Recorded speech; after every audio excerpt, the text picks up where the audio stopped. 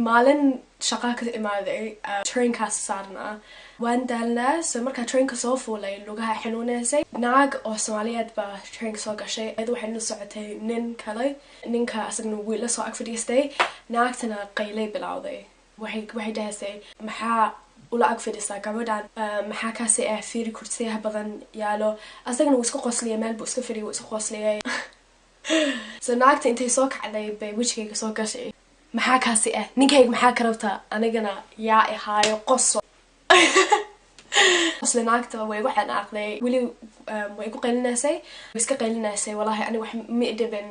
inay itaabto inay garaacdo way igu soo booday listen bay macaan meel iska fadhiiso ninkaada ma kaarabi